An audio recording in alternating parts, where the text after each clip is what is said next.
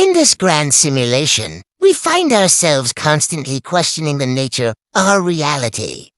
What does it mean to be part of something scripted, to play out lives that might already be written? Perhaps the most haunting aspect of the simulation isn't that our actions might be predetermined, but that we are so deeply embedded in it that we hardly recognize its influence over us. Every day, we wake up and perform routines, actions, and rituals, all guided by a set of invisible rules that we have come to accept as truth. But beneath this layer of normalcy lies a deeper question. What if the very fabric of our existence is designed, created by forces beyond our understanding? To live in a simulation is to be bound, not by chains, but by the limits of perception, by the rules and boundaries that govern our existence. We are prisoners of our senses, which show us only a sliver of the true world, leaving so much hidden beyond our grasp. Yet, within these limitations, we are given the freedom to interpret, to imagine, and to dream. The boundaries of the simulation do not imprison our minds. Rather, they challenge us to reach beyond them, to question, to seek, to strive for understanding even when it seems beyond reach. This interplay between freedom and limitation defines the human experience, adding depth and meaning to our lives. The very act of questioning, of seeking something more, transforms us, expanding our consciousness beyond what the simulation intends. There is a beauty in the simulation, an artistry in the way it weaves experiences, emotions, and events into our lives. The sadness, the joy, the love, the pain, these are not merely random occurrences, but intricate patterns that form the fabric of our reality. We may be part of a simulation, yet within this design, we find meaning, purpose, and connection. The people we meet, the relationships we build, the love we feel, all of these experiences are real to us, even if they are part of a larger construct. And perhaps it is in these relationships, in these connections, that we find the true purpose of the simulation. For in connecting with others, we transcend our own individual boundaries, creating a shared reality that is greater than ourselves. In a simulated world, the boundaries between illusion and reality blur. While the simulation may be a structured and controlled environment, our emotions, thoughts, and dreams remain uniquely our own. Even if our actions and reactions are influenced by the parameters of this reality, there is a part of us, call it soul, spirit, or consciousness, that remains free, untouched by the mechanics of the simulation. It is this inner self that gives us the power to resist, to choose, to create meaning within the structure that surrounds us. And it is through this inner self that we find the strength to rise above, to see beyond the surface, to question the nature of our existence.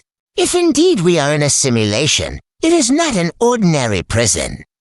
It is a space where we are meant to learn, to grow, to evolve.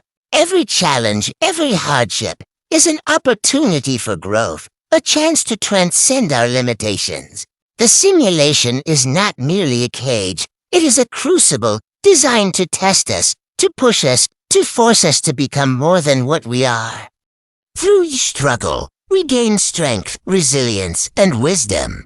We learn to face our fears, to embrace our vulnerabilities, to find courage in the face of adversity. And it is through these experiences that we come to understand the true meaning of life, of existence, of reality. The beauty of this simulation is that, despite its limits, it grants us the power of imagination. Within the boundaries of this world, we are free to dream, to create, to envision a reality beyond the one we see. And it is through our dreams that we transcend the simulation, that we touch something greater, something eternal. In our minds we build worlds, we explore new dimensions, we experience the boundless freedom of creation. And it is through this act of creation that we become co-creators of the simulation, shaping our own reality, our own destiny. Even if we are bound by the simulation, our minds are free to explore, to imagine, to dream. We may be part of a simulation, but that does not diminish the value of our lives. For it is within this simulation that we find meaning, purpose, and connection. We are given the gift of consciousness, the ability to think, to feel, to experience. And it is through these experiences that we find our humanity, that we connect with others, that we build relationships, that we find love. Even if the simulation is an illusion, our experiences within it are real, meaningful, and valuable.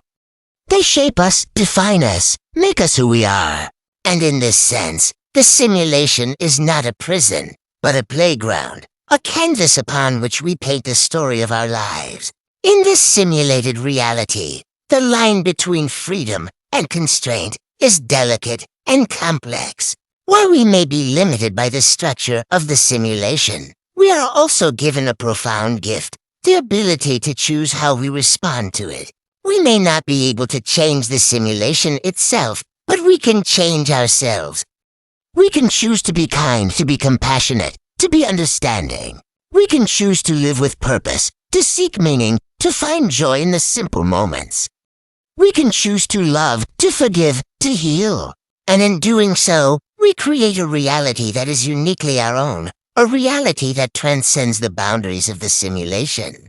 As we continue to navigate this simulated world, we carry within us the potential for transformation. For even if we cannot alter the structure of the simulation, we can alter ourselves, our perceptions, our attitudes. We can choose to live with integrity, to seek truth, to pursue justice. We can choose to be a source of light in a world that sometimes feels dark and oppressive. And in doing so, we become agents of change, creating ripples of positivity that extend beyond ourselves, beyond the simulation, into the unknown. This simulation, with all its constraints, is also a place of possibility. It is a world where we can dream, where we can aspire, where we can create. It is a world where we can find meaning, where we can build relationships, where we can experience love.